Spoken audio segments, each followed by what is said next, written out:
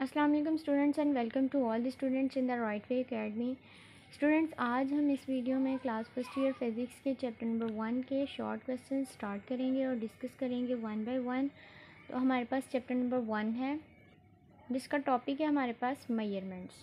तो इसके क्वेश्चंस हम डिस्कस करेंगे वन बाय वन, एक्सरसाइज के short questions.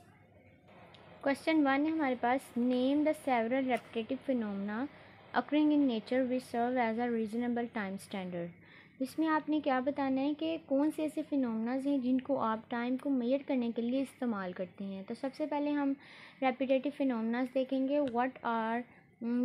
what is meant by repetitive phenomena? The phenomena that repeat itself after the certain intervals of the time is called repetitive phenomena which serve as reasonable time standards। ऐसे phenomena जो naturally बार बार हो रहे हैं उनको हम repetitive phenomena बोलते हैं।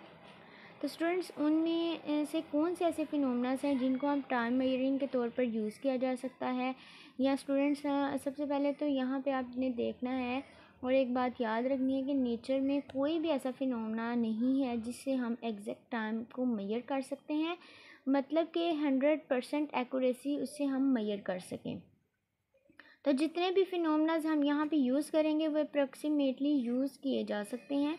तो उनमें से सबसे पहले हमारे पास आता है प्लैनेटरी मोशन। इसमें डिफरेंट मोशंस आ जाती हैं। Motion of the earth around its axis, motion of the moon around the earth and the motion of the sun around the galaxies.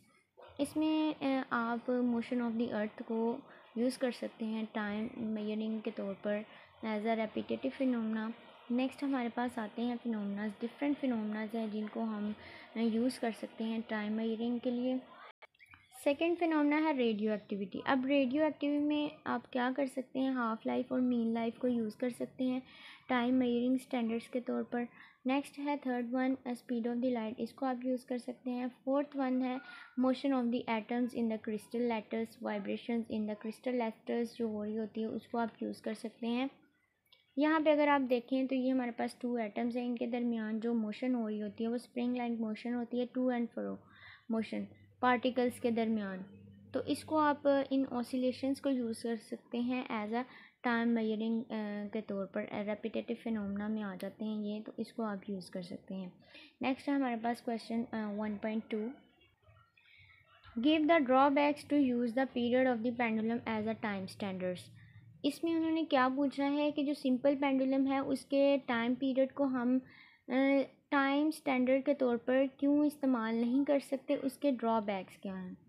As we know कि हमें पता है कि जो टाइम पीरियड है सिंपल पेंडुलम का, अगर हम फार्मूला देखें T is equals to 2πL/G under root, इसमें होगा but this time period can be used as a reasonable time standard due to the following reasons. इसमें अब दो बड़े फैक्टर्स आ रहे हैं, एक तो लेंथ ऑफ द पेंडुलम आ जाती है और एक दूसरा आ जाता है रेडियस ऑफ द बोब। अब क्या होता है कि जब और जी की वैल्यू भी वेरी करती है। Time period of a simple pendulum varies with the G and G varies with the altitude. जैसे जैसे हम एल्टीट्यूड की तरफ जाते हैं, ज़मीन की सरफेस से, अर्थ की सरफेस से हम ऊपर जाएंगे तो जो जी की वैल्यू है वो वेरी करती है, इसलिए भी हम इसको यूज़ नहीं कर सकते। सेकंड रीज़न है the length of the pendulum may change with the temperature in the winter और समर। अब क्या होता है, जैसा कि हम यहाँ पे देखें, हमारे पास जो रेडियस है वो समर और विंटर पे इसका जो इफ़ेक्ट है वो होता है, क्योंकि जो बॉब होता है वो मेटेलिक बॉब होता है। तो जब समर सीज़न होता है ये एक्सपेंड कर जाता है और विंटर में ये कॉन्ट्रैक्ट करता है, जिसकी वजह से उसकी सिंपल पेंडुलम के टाइम पीरियड में इफ़ेक्ट होता है, इसलिए हम इसको यूज़ नहीं कर सकते। और जी की वैल्यू को भी मैंने आपको बता दिया कि जैसे हम माउंटेन्स और हिल्स की तरफ जाते हैं तो ये इसकी जी की वैल्यू भी वेरी करती है, कांस्टेंट नहीं रहती। नेक्स्ट क्वेश्चन है 1.3, why do we find it useful to have 2 units for the amount of the substance, the kilogram and the mole. इस क्वेश्चन में आपसे क्या पूछा गया है कि हमारे पास अमाउंट ऑफ द सब्सटेंस के 2 बड़े यूनिट्स हैं, किलोग्राम हम क्यों यूज़ करते हैं और मोल हम क्यों यूज़ करते हैं। अमाउंट ऑफ द सब्सटेंस में दो चीज़ें आती हैं स्टूडेंट्स, अगर आपके पास जो अमाउंट है उसका आपने मेजर करना है मैस, तो आप केजी का यूनिट यूज़ करेंगे। और अगर आपने मेजर करने हैं नंबर ऑफ़ द मोल्स, अब नंबर ऑफ़ द मोल्स में आपके पास आ जाता है फार्मूला मैस। अगर आपने फार्मूला मैस, फार्मूला यूनिट या नंबर ऑफ़ द पार्टिकल्स को मेजर करना है तो आप मोल के यूनिट को यूज़ करेंगे। तो यहाँ पे क्या बताया गया है, when we are concern with the number of the particles then we use the mole as a unit of the amount of the substance, because one of the mole of the substance contain the equal number of the particles. और one mole में हमारे पास Avogadro's कितने numbers होते हैं, N is equals to 6.002 double 2 into 10 raised power to 23। but in case when we are concerned with the quantity of matter means कि जब हमने मेजर करना होता है मैथ तो तब हम केजी के यूनिट को यूज़ करते हैं। नेक्स्ट हमारे पास क्वेश्चन आ जाता है 1.4। 3 students measured a length of a needle with the scale on which the minimum deviation is 1 millimeter and the recorded as। इस क्वेश्चन में क्या है कि 3 स्टूडेंट्स हैं, उन्होंने एक नीडल की लेंथ को मेजर किया है और जिस स्केल से मेजर किया है उसका जो लीस्ट काउंट है वो हमारे पास 1 मिलीमीटर है। तो स्टूडेंट्स जो लीस्ट काउंट होता है उसे हम एब्सोल्यूट अनसर्टेनिटी बी कहते हैं। उसको हम किसी भी इंस्ट्रूमेंट का प्रिसाइजन बी बोलते हैं। तो हमारे पास जो लीस्ट काउंट होता है वो 1 मिलीमीटर यानी कि 0.001 मीटर भी होता है। तो लीस्ट काउंट की वैल्यू जो होती है ना वो 3 डिजिट्स तक हो सकती है, उससे ज़्यादा नहीं होती। तो स्टूडेंट्स देखना अपने ये है कि इन तीनों में से कौन सी ऐसी वैल्यू है जो लीस्ट काउंट से मैच करती है। तो अगर हम फर्स्ट वैल्यू को देखें 0.2145 मीटर, अब यहाँ पे हम नोट करें तो पॉइंट के बाद कितने डिजिट्स हैं, 4 हैं। तो ये भी हमारे लीस्ट काउंट पर जो है वो मैच नहीं कर रही। नेक्स्ट सेकंड पे आ जाए तो 0.21 मीटर, ये इसके बाद पॉइंट के बाद हमारे पास 2 डिजिट्स हैं तो ये भी हमारे लीस्ट काउंट के साथ मेजर नहीं करती। थर्ड वैल्यू को देखें तो हमारे पास ये आते हैं 0.214 metre which is correct. Yes that is correct. जो थर्ड वाली वैल्यू है ये हमारे पास रिकॉर्ड में करेक्ट है क्योंकि ये पॉइंट के बाद 3 डिजिट्स हैं तो लीस्ट काउंट में at least after the point जो है वो 3 डिजिट्स होनी चाहिए। The correct value is 0.214 because the least count of the scale is 1 millimeter or the 0.001 meter, so the length can be precisely measured up to the 3 decimal places, hence 0.214 is correct record। Next हम चलते हैं, question है 1.5। An old saying is that a chain is only as strong as its weakest link. What analogous statement can you make regarding to experimental data used in the computation? ये एक पुरानी कहावत है students कि एक chain उतनी ही मज़बूत होती है जितनी कि आपके पास सबसे कमज़ोर वाला जो लिंक होता है। आपको पता है कि जो चेन है उसमें कुछ स्ट्रॉन्ग लिंक भी होते हैं और कुछ वीक लिंक भी होते हैं। तो इस स्टेटमेंट को हमने रिलेट करना है, तो उस स्टेटमेंट को हम एक्सपेरिमेंट डाटा के साथ हमने कंपेयर करना है और बताना ये है कि इस स्टेटमेंट से मुराद है, जैसा कि स्टूडेंट्स स्टेटमेंट से मुराद है कि जब आप कोई भी एक्सपेरिमेंट करते हैं तो उसकी 4-5 रीडिंग्स तो हमारे पास आती है ना, डिफरेंट मेजरमेंट्स हम करते हैं, उस एक्सपेरिमेंट को 2 या 3 टाइम्स हम रिपीट करते हैं, तो इस लिहाज से हमारे पास डिफरेंट आंसर्स आ जाते हैं। तो उन सारे आंसर्स को हमने अरेंज करना है। जैसे मिसाल के तौर पर यहाँ मैंने कुछ वैल्यूज़ राइट की हैं आफ्टर द एक्सपेरिमेंट। और हमें पता है कि जो जी की वैल्यू है वो कांस्टेंट है 9.8 मीटर पर सेकंड स्क्वायर। मिसाल के तौर पर अगर हम जी की वैल्यू मेजर करते हैं, जैसा कि हमें पता है स्टूडेंट्स के हमारे पास जी की वैल्यू ये होती है, हम एक्सपेरिमेंट करते हुए ये 3 डिफरेंट वैल्यूज़ को हासिल किया है। तो यहाँ पर हमने ये देखना है कि जो एक्चुअल वैल्यू से ये वैल्यूज़ कितनी लेस हैं। और तो अगर हम इस लिहाज से देखें तो ये ज़्यादा दूर नहीं है। लाइक हम फर्स्ट वैल्यू को देखते हैं 9.75 मीटर पर सेकंड स्क्वायर, 9.76 मीटर पर सेकंड स्क्वायर, 9.77 मीटर पर सेकंड स्क्वायर। अगर हम फर्स्ट वैल्यू को देखें तो ये लेस एक्यूरेट है और अगर हम लास्ट वैल्यू को देखें तो ये हमारे पास मोर एक्यूरेट है। तो इसका मतलब ये हुआ कि जो हमने एक्सपेरिमेंट किया है उसकी एक्यूरेसी बहुत अच्छी है according to the first value. ये हमारे पास जो जितनी लेस एक्यूरेट होगी वो उतनी ही एक्यूरेसी होगी उस वैल्यू में। जैसा कि आंसर में आप राइट करेंगे, its analogous statement is a result of experimental data is only as much accurate as its least accurate reading. Next हमारे पास 1.6 क्वेश्चन आ जाता है, the period of the simple pendulum is measured by a stop watch, what type of errors is possible in time period. इस question में उन्होंने क्या पूछा है कि जो सिंपल पेंडुलम है उसका उन्होंने टाइम पीरियड मेजर किया है, तो हमने स्टॉप वॉच से जब मेजर किए हैं तो कौन से ऐसे एरर्स हैं जो अकर हो सकते हैं। तो सबसे पहले तो हम ये बताएंगे कि 2 एरर्स पॉसिबल हो सकते हैं। First one is a systematic error and the second one is a random error. Systematic error जो होता है वो किसी भी कैलिब्रेशन या जो ज़ीरो एरर है उसकी वजह से हो सकता है। सिस्टमैटिक एरर हो सकता है यानी कि इंस्ट्रूमेंट की वजह से हो सकता है।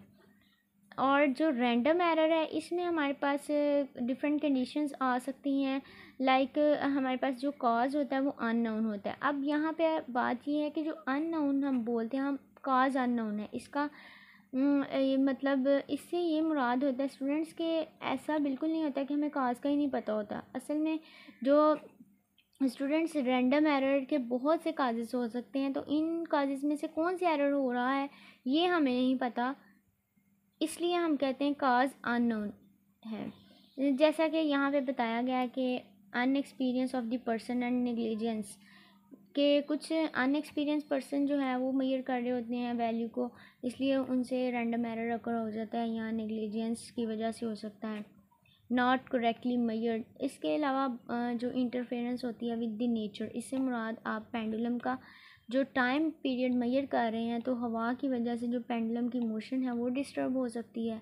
तो स्टूडेंट्स ये 2 एरर हो सकते हैं। अब यहाँ पे नोट में क्या बताया गया है, systematic error means fix for an instrument, ये तो इंस्ट्रूमेंट के लिए फिक्स्ड होता है, while the random error changes for every observation, इसलिए जो रैंडम एरर है उसके काज का एग्जैक्ट पता नहीं होता, वो अंडर द डिफरेंट ऑब्जर्वेशंस इसके डिफरेंट जो हैं वो एरर्स अकर हो रहे होते हैं according to the situation. Next है हमारे पास question 1.7, does a dimensional analysis give an information on constant of proportionality that may appears in algebraic expression explain। तो बच्चों सबसे पहले हमें ये देखना है इस क्वेश्चन में कि डायमेंशनल एनालिसिस से हम क्या कर सकते हैं, क्योंकि ये हमारी हेल्प करता है और किन चीज़ों में हमारी हेल्प करता है। तो स्टूडेंट्स सबसे पहले हम डायमेंशनल एनालिसिस से किसी भी क्वांटिटी का फार्मूला या मैथमेटिकल रिलेशन भी फाइंड कर सकते हैं, वो हम ड्राइव कर सकते हैं। मिसाल के तौर पर अगर हम सिंपल पेंडुलम की जो मैथमेटिकल टाइम पीरियड कैलकुलेट करना हो तो उसका फार्मूला हम उसको ड्राइव करने के लिए इसको यूज़ कर सकते हैं। जैसा कि यहाँ पे दिया गया है कि t is equal to pi L/G। तो इसके अलावा हम किसी भी इक्वेशन की होमोजेनिटी चेक करने के लिए इसको यूज़ कर सकते हैं, मतलब कि जो भी इक्वेशन होती है उसको हम ये देखने के लिए कि करेक्ट है या नहीं है, तो इसके लिए हम यूज़ कर सकते हैं। और इसके अलावा अगर दोनों साइड पे हम देखें कि इक्वेशन की डायमेंशंस वेलोसिटी के लिहाज से आ रही हैं, तो ये इक्वेशन जो होती है वो करेक्ट होती है, अदरवाइज़ वो करेक्ट नहीं होती। जैसा कि आंसर में बताया गया है कि dimensional analysis does not provide any information about the value of the constant of proportionality. अब यहाँ पे एक नोट है कि जो डायमेंशनल एनालिसिस है इससे हम वैल्यू ऑफ द कांस्टेंट को फाइंड नहीं कर सकते, क्योंकि ये हमारे पास यहाँ पे जो कांस्टेंट है ये डायमेंशन लेस होता है, इसलिए हम किसी भी कांस्टेंट की वैल्यू को फाइंड नहीं कर सकते और ये एक पॉजिटिव नंबर होता है। तो अगर हमने इसको देखना हो, इसको चेक करना हो, तो इसमें क्या होगा कि हमें एक्सपेरिमेंटल परफॉर्म करने के बाद किसी भी कांस्टेंट की वैल्यू हासिल कर सकते हैं। जैसा कि मैंने आंसर में राइट किया है, use to check the homogeneity of the equation means the equation is correct और नॉट। जैसे कि मैंने आपको पहले बताया किसी भी इक्वेशन की होमोजेनिटी को भी चेक कर सकते हैं। जैसा मैंने यहाँ पे राइट किया equation V F is equals to V I plus A T. अगर तो दोनों साइड पे वेलोसिटी के डायमेंशंस आएंगे तो ये इक्वेशन करेक्ट होगी, अदरवाइज़ नहीं होगी। तो इस तरह से हम होमोजेनिटी को भी चेक कर सकते हैं। नेक्स्ट नोट ये हमारे पास कि we can't find the value of the constant by dimensional analysis. Next question है 1.8 what are the dimensions of pressure and density. इसमें आपने दो डायमेंशंस दी गई हैं, इनमें यूनिट्स आपको दिए गए हैं, क्वांटिटीज़ दी गई हैं, तो आपने उनकी डायमेंशंस फाइंड आउट करनी है। अगर हम यहाँ पे देखें dimension of pressure is equals to force over area, और इसके अगर हम यूनिट्स देखें newton metre per second. Base unit derive करें तो newton is equals to KG metre per second square, और इनकी वैल्यूज़ पुट करने के बाद हम कटिंग करेंगे, एम से कट जाएगा और हमारे पास एक एम रह जाएगा। यहाँ पे हम इसको अरेंज करके राइट करेंगे तो हमारे पास इस तरह से वैल्यूज़ आ जाएंगी। अगर हम इनके यूनिट्स देखें, KG is equals to mass and second is equals to time and the metre is equals to length. तो इनकी अगर हम डायमेंशंस को राइट करें तो हम इस तरह से राइट करेंगे, M T minus two and L minus one. तो अब हम इनको रीअरेंज करेंगे, M L minus one T minus two. Next हम फाइंड करेंगे डायमेंशंस ऑफ डेंसिटी। यहाँ पे अगर हम देखें कि डेंसिटी का फॉर्मूला क्या है, density is equals to mass over volume. अब हमारे पास जो डेंसिटी है उसकी जो सिंबल होती है उसको हम कहते हैं रो। इस तरह से हम उसको राइट करते हैं, rho is equals to M over V. इसकी भी हम वैल्यूज़ पुट करेंगे, mass is equals to K G and volume is equals to metre cubic. Metre, mass और लेंथ, इसको हम इस तरह से डायमेंशंस के फॉर्म में राइट करेंगे। तो ये हमारे पास डायमेंशन ऑफ डेंसिटी आ जाएगी M L minus 3। Next student question है हमारे पास 1.9 the wavelength depends on the speed v of the wave and its frequency f. Knowing that lambda is equals to L, velocity is equals to Lt minus 1 and frequency is equals to T minus 1, decide which one is correct. अब हमारे पास different values दी गई हैं और to relations दिए गए हैं, f is equals to v lambda and f is equals to v over lambda. अब हमने स्टूडेंट्स बताना ये है कि हमारे पास टू जो रिलेशंस दिए गए हैं उनमें से करेक्ट कौन सा है। अब अगर हम इनको देखें, इनकी वैल्यूज़ पुट करें, f is equals to v lambda, f उन्होंने दिया है हमारे पास t minus one and v is equals to L T minus one, lambda is equals to l। यहाँ पे l के साथ मल्टीप्लाई हो जाएगा, ये हमारे पास l square t minus one आ जाएगा। यहाँ पे अगर आप देखें तो लेफ़्ट हैंड साइड और राइट हैंड साइड इक्वल नहीं है। नेक्स्ट हम देखते हैं कि सेकेंड रिलेशन में इक्वल आती हैं या नहीं आती।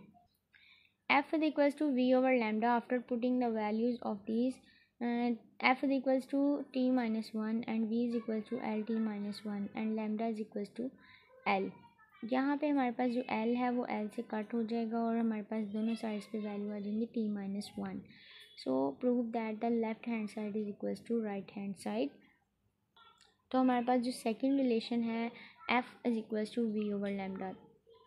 स्टूडेंट्स आज की इस वीडियो में हमने चैप्टर नंबर 1 के एक्सरसाइज के शॉर्ट क्वेश्चंस डिस्कस किए हैं। आपने इस वीडियो को अपने फ्रेंड्स के साथ ज़रूर शेयर करना है ताकि सब स्टूडेंट्स इन क्वेश्चंस के आंसर को अच्छे तरीके से देख लें और लर्न करें। और आपने हमारे चैनल को सब्सक्राइब करना है। मज़ीद वीडियो के लिए नेक्स्ट मिलते हैं। ओके एंड अल्लाह हाफिज़।